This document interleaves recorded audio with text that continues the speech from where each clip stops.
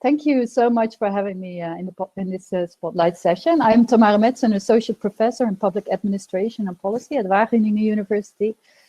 And I'll skip the introductions because you nicely did that. So I'd like to go to the next slide.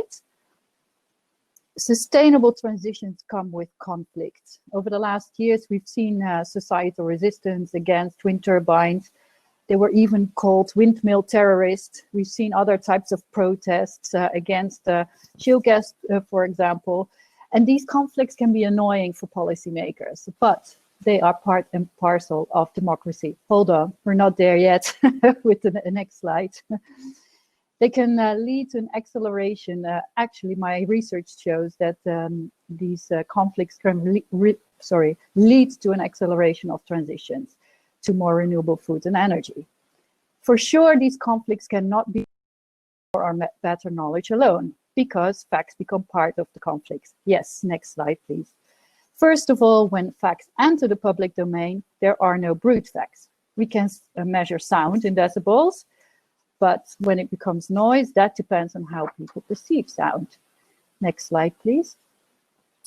Facts get framed in conflicts. Proponents of shale gas, for example, framed it in as a transition fuel that we need to add to our energy production, but opponents, based on the same numbers as you can see in the slide, considered the estimated retrievable amount of shale gas a drop in the ocean. Next slide, please. In addition, these framed facts will travel with high speed across the globe via internet and social media. This is an image of a flaming faucet in the shale gas controversy, and it actually contributed to new policies, actually, even. But I don't have time to go into the details. I think we all know what's going on and the importance of also social media and internet. Next slide, please.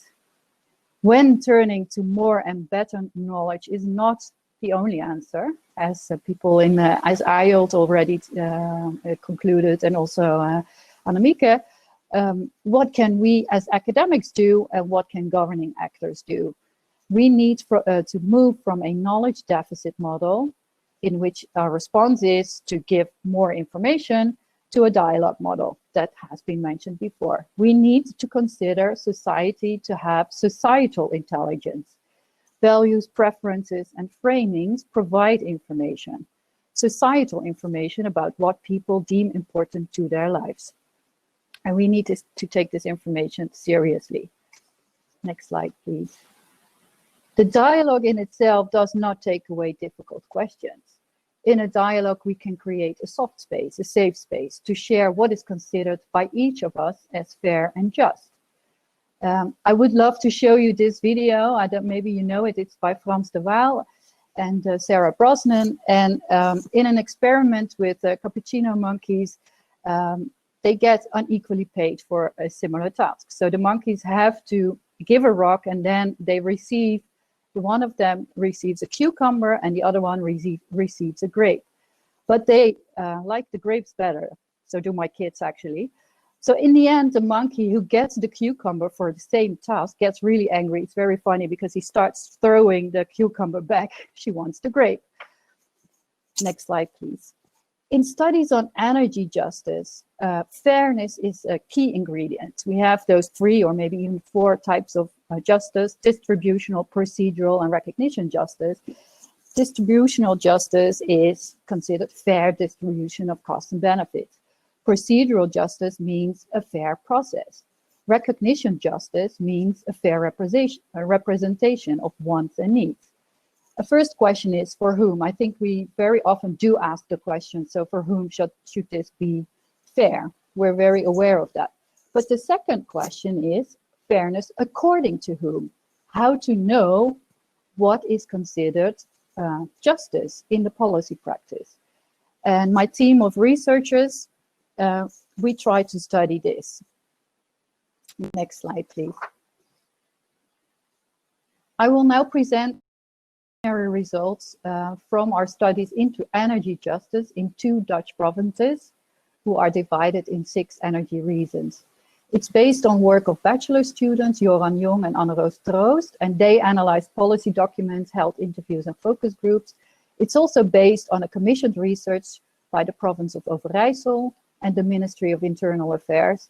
And we conduct together with Saxion University of Applied Sciences and Common Eye. It's a consultancy firm. And here we study the democratic decision-making procedures, the more formal procedures, and how the relevant actors in those regions perceive those. And we're actually also working on a larger project into energy justice for the coming 4 years. Next slide, please. So the Dutch energy transition is decentralized to some extent, and it's actually the 30 regions that have to implement it. National government designed an iterative process and created 30 energy regions, and they have to make an offer that expresses how they will reach terawatt-hour production of renewable onshore energy production, so wind or solar most of all. And governmental actors together with industry and societal partners are involved in creating a realistic offer. And NGOs and citizens should also be involved. This is what you see on the slide now is the assessment framework. And it's also composed by national government, and it consists of 4 elements, and these regions have to address these 4 elements. I first want to say that I really appreciate the iterative and bottom-up approach taken in the transition process, because local and regional governmental actors, together with societal partners, have to come up with this offer, this quantitative offer that's on the left upper corner on your screen. And also have to come up with system efficiency. So that's about the infrastructure efficiency. But they also have to take into account how to get support for these policies, and also they have to take into account the land use and the scenery.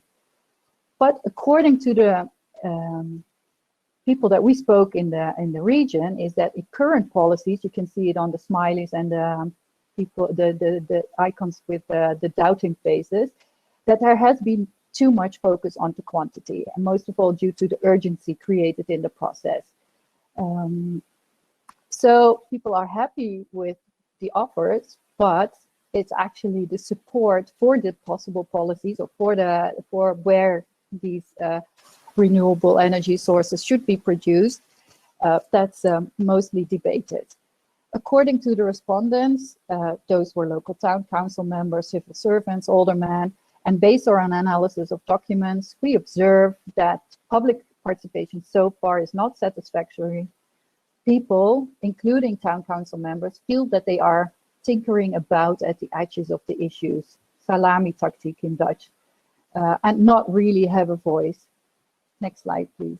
A second observation is that it's difficult to develop policies at the regional level. So it's most of all a process of negotiations between cities and towns. There's hardly any exploration of possible win-wins between towns and cities at the regional level, and this may come at the cost of the scenery and the landscape. There's hardly any connection yet with deliberations about the qualities of the landscape, which is an important part of that assessment framework. This will probably start to happen in the next stage, and it also differs per region, but for now, there's a big challenge ahead at the regional level, and that's recognized also in the region. Next slide, please. In line with that observation, we also see that distributional justice is not an overt topic on the agendas, but that all sorts of actors do acknowledge that renewable energy production might need to take place in rural areas. So citizens in rural areas might suffer more loss of scenery, for example, or environmental values or air pollution than people living in urban areas. And the question is if this distributional injustice is preventable. A fourth observation is that we see in the formal decision-making procedures that people in practice consider an inclusive and transparent decision-making process necessary, all of them actually, but the town council members and the influence of citizens is asked questions about. So there were also suggestions by interviewees, and they said we need to provide town council members with more and better information, but also with more and better agenda setting influence in their role as representatives of citizens. And also citizens do have a right to participate, it was observed, but it's unclear what is meant with participation. So we have financial participation, is it just co-creation or is it advice? And also, and this was also mentioned in earlier presentations, citizens do not necessarily have the resources to participate, time, money. Next slide, please. In both provinces that we studied, we see that people with a low socioeconomic status are hardly acknowledged in the policy documents, most of all, as a group that is more vulnerable. And we know that they can hardly participate in, for example, energy initiative or cooperatives, or, for example, with their own solar panels. And we also know that they suffer most from increasing energy prices. So this lack of recognition of justice in those documents might be problematic, since it can withhold organizations to take concrete steps to increase this energy justice for this group of people. Next slide, please. So now what? Next slide, please. We see already a great awareness in the regions of these challenges. However, people do not think about those in terms of justice and injustice. Therefore, we think it's possible to further make visible also perceived injustices. And that will give us a firm basis to start working on more just energy transitions. Through studies and in maps, for example, data that already exists about these more burdened areas, you can say. So map can make visible where people with a low income live, and if that's also coinciding with regions where there's more air pollution, for example. And then deciding on what should be placed where can also be done based on those maps and that type of information. Also, we need to know better and understand better what people experience as unjust. This has been said before in the previous presentation. So what is unfair, but also what they do consider fair and just. This can, for example, be done in deliberative polling. I saw in the chat also different suggestions there, citizens panel and so on. And if we take all that information, we can also have face-to-face dialogues or deliberations in which we can use these insights and collaboratively design more just data maps. So not also reflect on the research that we produce and make sure that that is also just, and also reflecting what people in practice think is just, but also more just energy policy options. Another option for governmental actors and others would be to facilitate local and regional initiatives, what we in our research call small wins, of which we can see that they deepen trust, commitment, and shared understanding in society already, because they are out there. There are quite a lot of examples. And we need to know why and why these initiatives are deepening trust and commitment, and also the perceived justice. The overall challenge in this stage in the energy transition, at least in the Netherlands, in the regions, but I think also more generally, is not to dismiss energy conflicts as annoying. We need to learn from them and figure out what people consider fair. What is considered the cucumber and what is the grape in the energy transition? Thank you, Tamara. Very rich presentation. Maybe one question from the audience in the chat, because I think that's also one of the things that you learn a lot about in your research. Chris Chapman says that underneath this conversation about energy justice and climate change, etc., there's a more fundamental issue about repower democracy, inclusion, and society. Do you recognize this, and what would you like to add to that statement?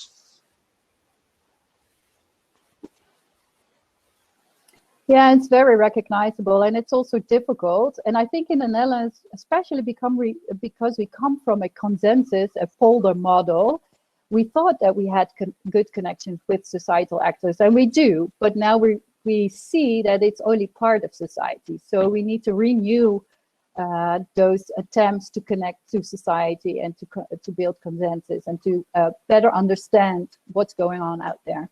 and find unusual Thank you. suspects to participate. Okay, then we go to the fourth perspective. Already in Ayot's presentation, in his final slide, the intergenerational aspects of the transition and the social dialogue were mentioned. Eva, yeah, we're very curious to hear your thoughts about the youth perspective on the transition issue. Yes, thank you, Luc, and thank you for having me here today. Because I think part of the just transition is taking into consideration how it impacts future generations. Especially in this period where governments are working hard on economic recovery after the COVID-19 crisis, governments are borrowing a lot of money. And that's money that future generations probably will have to pay for. So we have to invest this wisely in projects and companies that contribute to the new economy and that contribute to long-term sustainability goals. This money not being spent just on short-term goals is something that worries youth worldwide. Because the decisions that are being made today by policymakers will impact our tomorrow. My name is Eva van Genuchten and I'm a board member at the Jonge Klimaatbeweging, which translates to the Dutch Youth Climate Movement. As a board member, I'm responsible for the vision of how young people see the world in 2050. This is a vision that the Youth Climate Movement developed with our affiliated youth organizations. So there are 4 topics that I would like to discuss in the coming minutes. First of all, I will explain a little bit about what we do as Youth Climate Movement and how we operate. Then I will reflect a little bit on what we have done in the past year and share some of the challenges that we encountered being a youth organization. And then I will also try to give some tips and tricks for meaningful youth participation. So what is the Youth Climate Movement? The Youth Climate Movement represents the voices of over 70 Dutch youth organizations, some of which are shown on the slide. These can be other climate or environmental organizations, political youth organizations, young professionals from big companies, or the youth department of trade unions, for example. With these youth organizations, we have developed the Youth Climate Action Agenda, a vision document that shows what young people want the world to look like in 2050. It shows how we want to eat, work, learn, live, and travel in 2050. We are also working on transition plans that show the road to get to this vision. And it shows the actions that policymakers, companies, and young people can take today and in the coming years. To make these documents, we organize climate dialogues, where we invite all of these youth organizations to give their input on certain topics. And this approach, where we consult youth organizations in the Netherlands, makes that we have a lot of support for the work that we do. Our climate action agenda is used for everything that we do. And the strength of the Youth Climate Movement is that we are affiliated with these 70 youth organizations, which in total represent about 150,000 young people. Therefore, we are a serious stakeholder to talk with for politicians. But we believe that everybody is important in this transition, so we try to have an impact along 3 pillars: the government, companies, and society. Talking to the government means that we have many conversations with politicians, but we were also part of the discussion tables that led to the Dutch Climate Agreement, which I told you about already. And now we also have a young person in every regional energy strategy that Tamara told you about. And to have an impact in the second pillar, we collaborate with companies like, for example, the ASM Bank to develop future-proof visions or to create change from young people within companies. And lastly, we also try to impact society and especially young people to have a positive influence on their own environment. For example, in run-up to the last elections, we had a campaign that highlighted the most green person in every political party. And this is something that we will launch again next January. And last October, we started the Youth Climate Movement on tour, in which we visited over 40 colleges in the country to have an open conversation about sustainability and what this means to young people. And I've been a board member for a year now, so I would like to share some of our highlights. We started the year with a nice dialogue with the Council for the Environment and Infrastructure. And if you look closely at the picture, you will see Luc in it as well. Unfortunately, this was our last physical event because we also had to go digital. But it also created some opportunities. In April, our Prime Minister asked young people to start a revolution and come with good solutions to the COVID-19 crisis. Youth organizations across the country joined the initiative Coalition Y, a think tank for young people. And in the top picture, you see us and other youth organizations visiting the Prime Minister to have a meeting about topics related to housing, climate, and jobs. And in the bottom picture, you see us having a meeting with our Minister of Economic Affairs and Climate Policy, because a resolution was passed in June that said that the youth climate movement should have regular meetings with our minister. And a very recent milestone is that we were the #1 civil society initiative of the Sustainable 100 list in a big newspaper in the Netherlands, which was a really strong appreciation. I see. Thank you. A strong appreciation of our work in the past 4 years. So we are a growing organization and we made some really big steps the past year. We are involved in high-level discussions.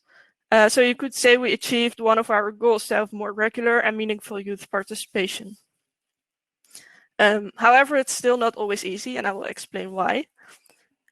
We don't have the same capabilities, and then I mean resources, time, and money-wise, as governmental institutions have.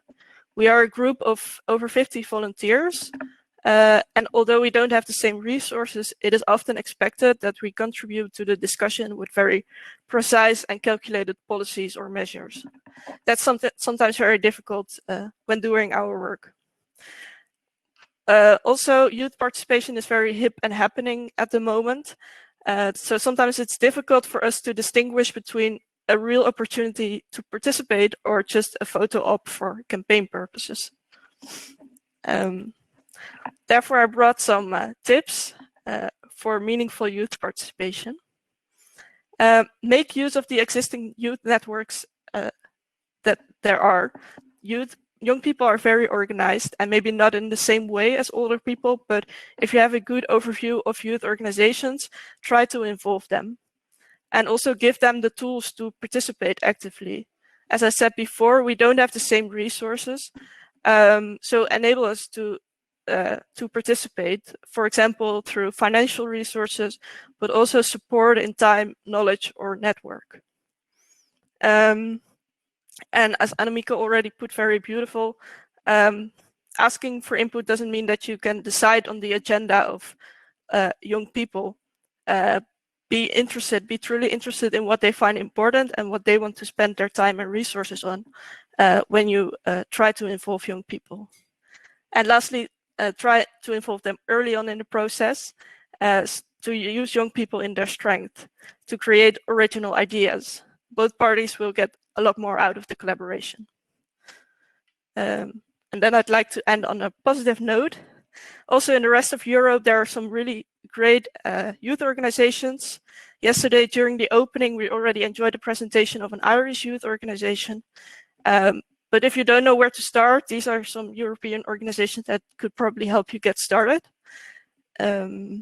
And in collaboration with our own Ministry of Foreign Affairs, we also started a worldwide collaboration with young people teaming up for more ambitious climate policies. Thank you all for your attention.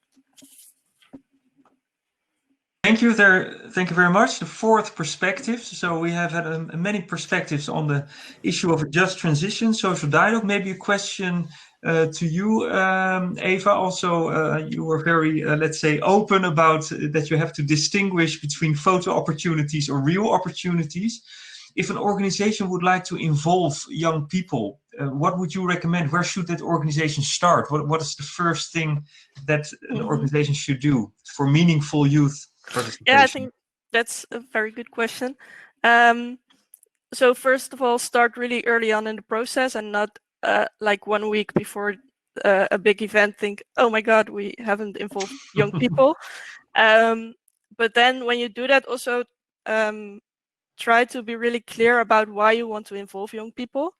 I recently had a meeting about the World Circular Economic Forum, and then during the meeting, it went from people in primary school to young professionals that had startups, and we only represent people from 16 to 32.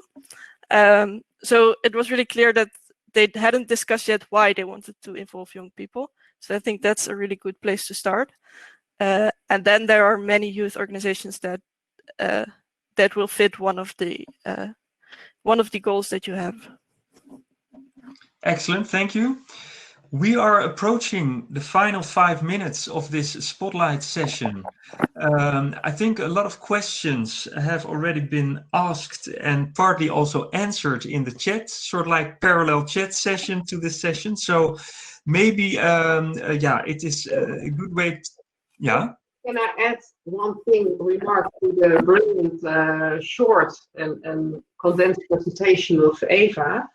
I think we also had someone of the youth agreement around the table, and looking back, I think that we were not aware enough of the power of the youth, that they have time.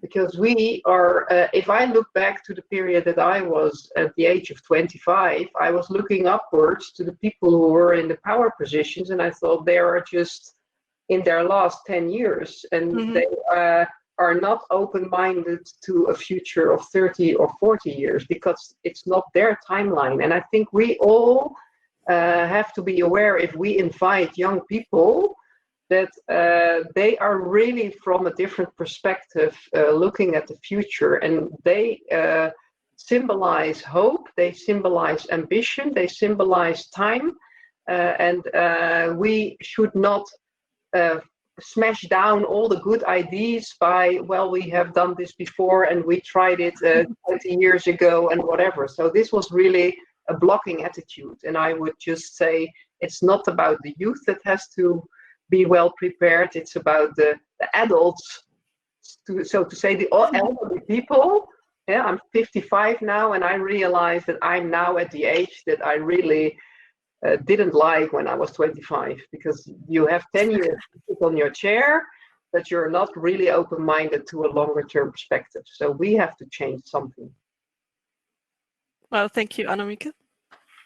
Yeah, and indeed, the time element, of course, especially in a transition context, is very, how do you say it, interesting, because 2050 is our time horizon. So, I mean, it is really a long-term issue, of course. Yeah, these are these kind of nice twists from sessions like this. I had the question that Tamara asked about the just transition, not only for whom, but also according to whom. But maybe we can do a final round amongst the panelists. And what is your key takeaway or your message that you really want to leave the participants behind with? Tamara, can I ask you first? Yeah, you just think I mentioned it. So according to whom is it fair or just? And I think we need to put more time in that question. Excellent. Ayolt, what's your key takeaway?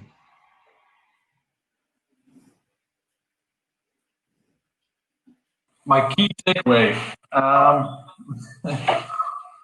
Well, I don't really have one key takeaway, I think, because it's such a rich array of different things. To me, really, well, maybe one big takeaway is how to translate a lot of the,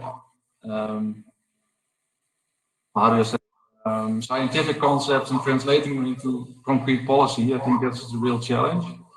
And my important takeaway from the presentation of Tamara was also the issue of how you deal with climate change is of course a problem, a collective action problem. It's about addressing the negative effects of decisions on others. And on a regional level, this is also a very important issue in having the discussion about the impacts of certain policies on other regions and how do we implement that into the discussion. I think that's very important.